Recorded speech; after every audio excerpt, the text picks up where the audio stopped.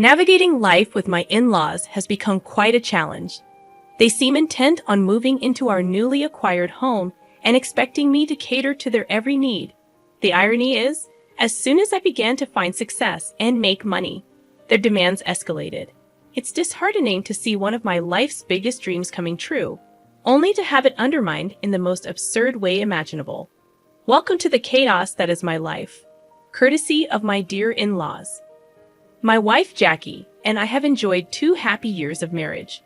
I work for a video game company, and she's a college professor, and we've excelled in our respective careers. Since our early days together, we've demonstrated a shared commitment to building a future together. Call us fanciful or fast-paced, but our relationship has always been grounded in a shared vision. Our journey began with hypothetical talks about the future, which eventually materialized into a wedding and now a home of our own. The missing piece of our life plan involved securing a house, a crucial step before moving on to the next chapters, like pets and babies. We started in a modest rental, saving diligently to achieve our dream of owning a home in an ideal suburb. The prospect of having a space to call our own filled us with excitement. We took on extra jobs to make financial progress, which unfortunately led to less time together and strained our relationship. Despite the challenges, we persevered, scraped together the down payment, and secured a fantastic deal on a 4-bedroom house with a backyard, spacious kitchen, and 3 bathrooms. The house even came furnished, thanks to substantial gifts received after our wedding. This achievement marked not only a milestone for us as a couple, but also a triumph in the face of economic challenges. Our home symbolized the unbreakable bond we shared. The only remaining task was to complete the purchase of white goods, a relatively easier step given the generous gifts we received. Yet, as we reveled in our success, the intrusion of my in-laws threatened to overshadow our joy and complicate our happily ever after. We invested in essential appliances, including cleaning machines and an executive refrigerator, enabling us to weather the situation for a few months. The first night in our new home was a joyous celebration, marked by a mini party with our closest friends and family. However, the tone took a somber turn when my in-laws subtly hinted at their desire to come and live with us, an idea that now haunts my thoughts. Let me provide some context about my in-laws. Outwardly, they are individuals who consistently present a facade of laughter and contentment, appearing to be exemplary parents to the world. However, beneath this veneer lies a darker reality that Jackie, my wife, has shared with me.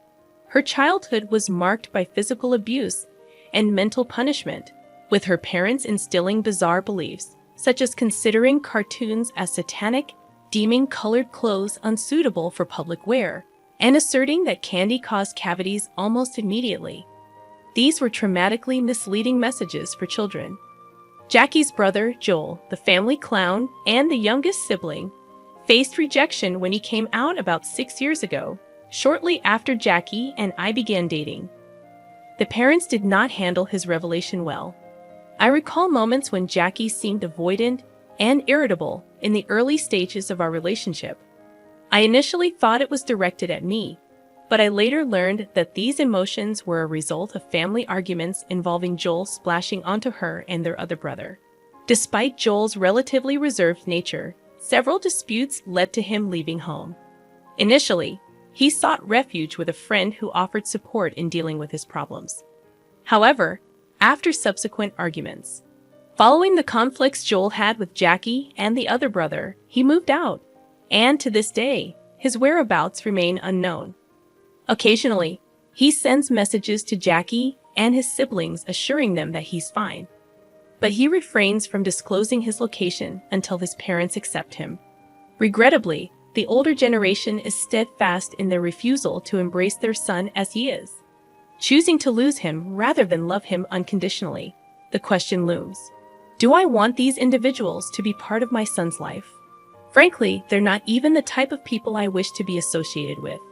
Their pride in an old-school mindset clashes with my values. I refuse to be someone who lacks respect for others or, worse, pretends that everything is fine when it's not. Adding to my disdain, they now want to invade our home. They approached Jackie, and notably, I was excluded from that conversation. They didn't ask if they could move in. Instead, they issued it as a directive. Jackie's relationship with her parents is complicated. She doesn't want to be around them, yet she grapples with the belief that parents are parents and blood ties are unalterable. I'll admit that I've never been their favorite, for reasons ranging from my job in the lucrative video game industry to the fact that I have tattoos, which they associate with the devil.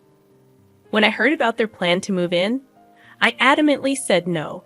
I urged Jackie to talk to them, but she insists she's tried, leaving me uncertain about how this situation will unfold. Fast forward to the present, and the scenario has become utterly bleak. My in-laws arrived with their car and suitcases, ready to move in. It's been a week since then, and conflicts have erupted. The primary issue revolves around their car, which they consistently leave in the garage, inconveniencing us. We must seek their permission to access our own truck when we need it. Despite being the ones who go out the least, they insist on keeping their car in the front for emergency exits. This ongoing clash has made the situation increasingly difficult. Yeah, I get it. It's understandable. But it's still incredibly annoying.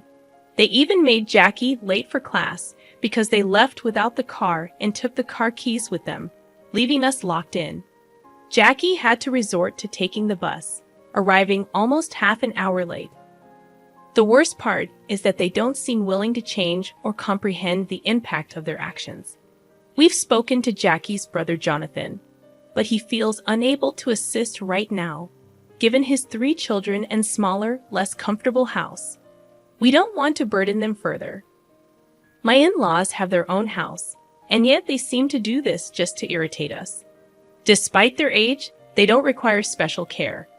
In fact, being in a place like this only stresses them more.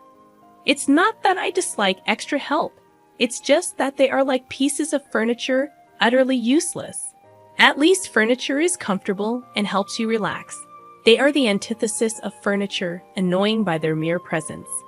It's only been one Sunday since they arrived, and if every weekend is going to be like this, I'd rather not have them in the same city.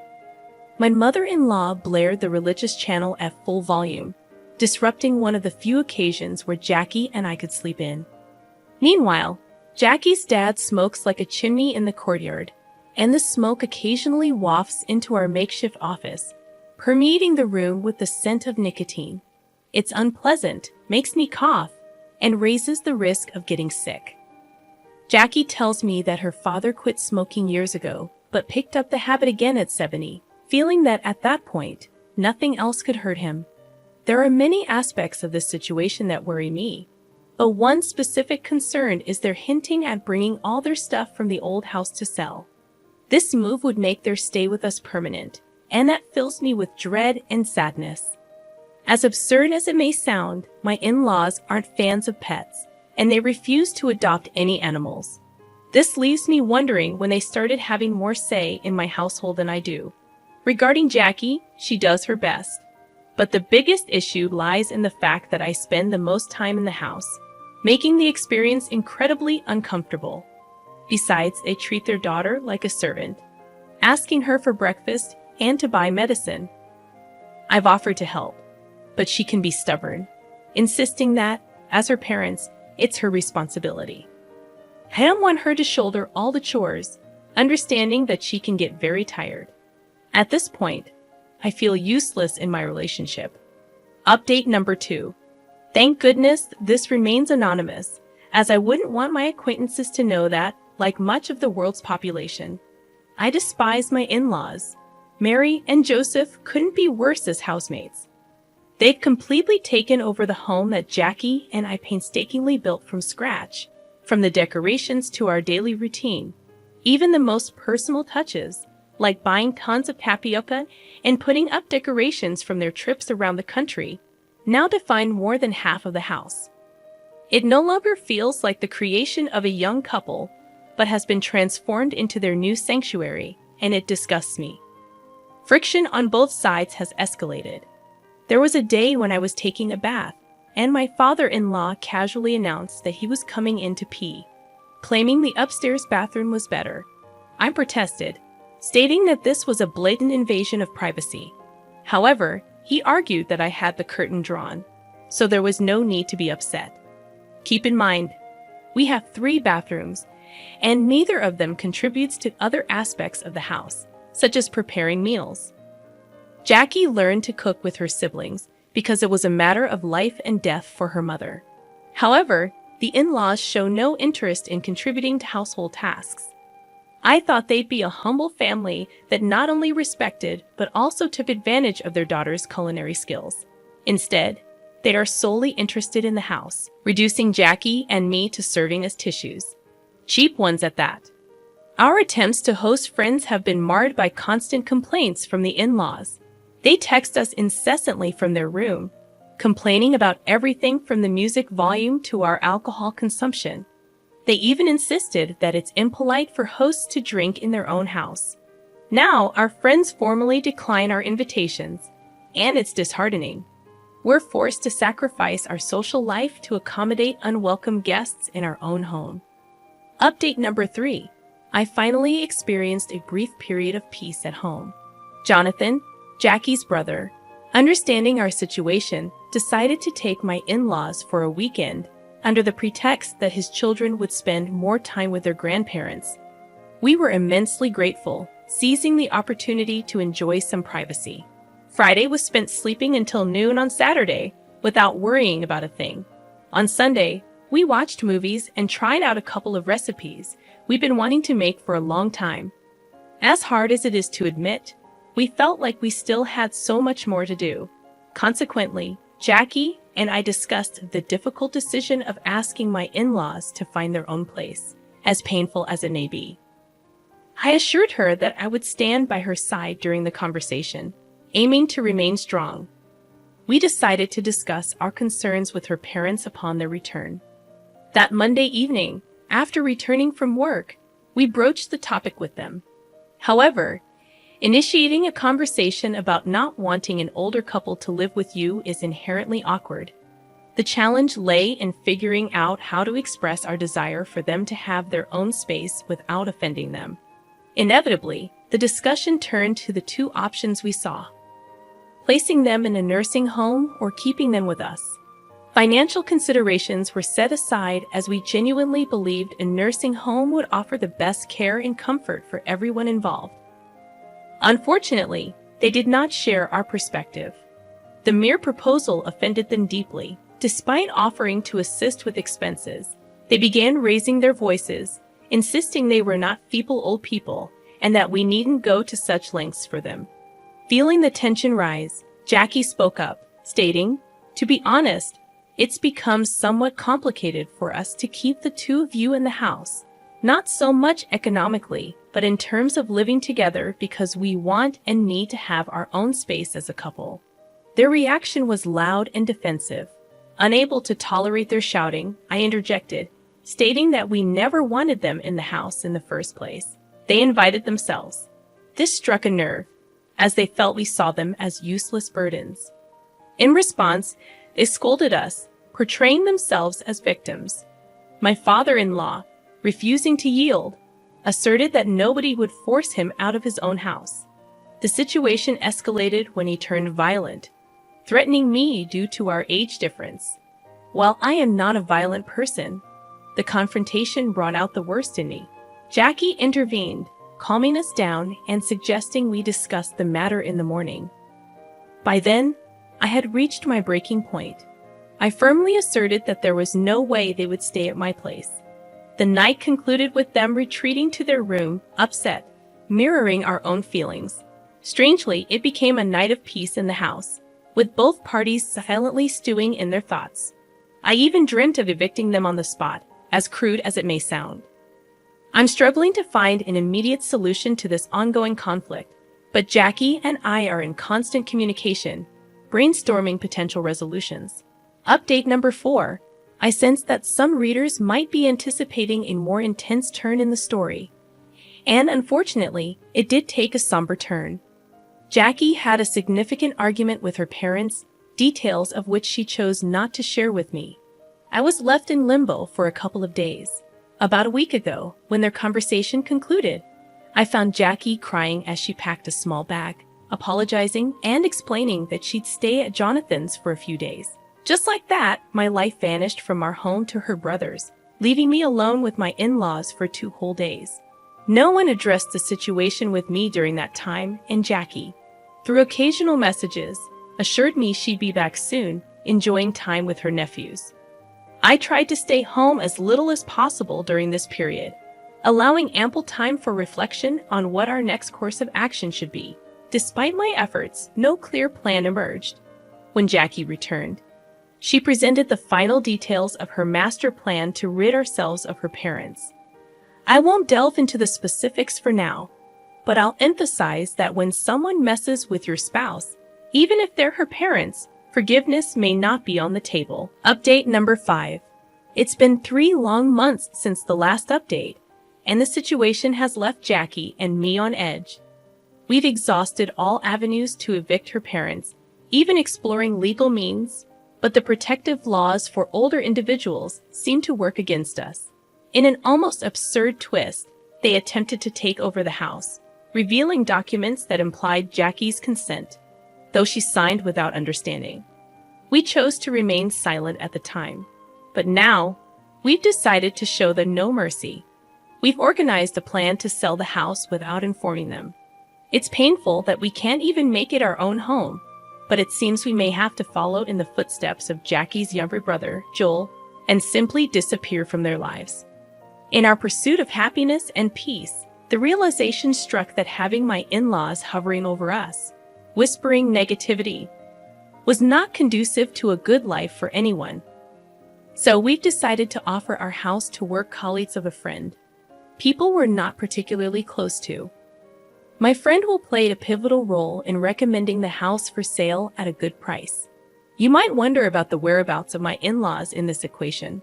Well, they'll be on vacation with my father-in-law's younger sibling for 2 weeks. During this time, we plan to finalize arrangements, take our belongings, and leave the house under Jonathan's care. He's been helping us and assured us that his parents still have their old residence to return to. Jonathan is not afraid to confront them when they move back, especially since his family lacks the space to support them, even if they wanted to. We'll be making them move during this period, organizing everything to remain anonymous long enough to slip away unnoticed. It may seem a bit crazy, but we're serious about regaining our own space without unwanted intruders. Update number 6. We're still at the party, and if my excitement is palpable, it's because we all are. I'll cut to the chase, as I sense your anticipation. We did go through with the change, finalizing the sale, leaving the place, and what transpired afterward is worthy of a television series. In chronological order, we sold the house, stayed with Jonathan's family for a couple of days to complete the move, and secured an apartment in the city center. While smaller than our previous home, we had surplus funds that found their way into a savings account. Then came the waiting, a mere 2 or 3 days that felt like the longest of our lives. A little less than a week later, we started receiving messages from Jonathan, detailing the aftermath. We owe our lives to him because he almost masterfully covered up our tracks. Upon their return, my in-laws found the house inhabited by strangers, adorned with new decor, and none of their old belongings. The family that was now in residence returned to find a pair of older individuals complaining and yelling about why they were in their house. Instead of being bewildered, the family's reaction infuriated my in-laws. So, without hesitation, they dialed the police. While I wasn't privy to all the details, I knew it was a bitter situation. The elderly couple ended up spending a couple of nights at the police station as authorities tried to untangle the mess. What intrigued and somewhat troubled me was the conspicuous absence of our involvement in the elders' saga. The new owners reached out to us, but we insisted they relocate the elderly pair due to the potential legal ramifications of illegal trespassing, a demand they promptly fulfilled. Legal disputes ensued, and we closely followed the proceedings. Thankfully, we remained unscathed, only providing some private statements. It was a trying time, and Jackie shed many tears, but ultimately, we emerged victorious. The elderly couple, facing the possibility of trespassing charges, incurred a substantial fine and were mandated to return to their own home. This marked their lowest point, as they were already established in a residence, making the legal implications quite severe. In a nutshell, we got what we desired. The elders paid the fine, tails between their legs, and we returned home. According to Jonathan, they couldn't have been angrier.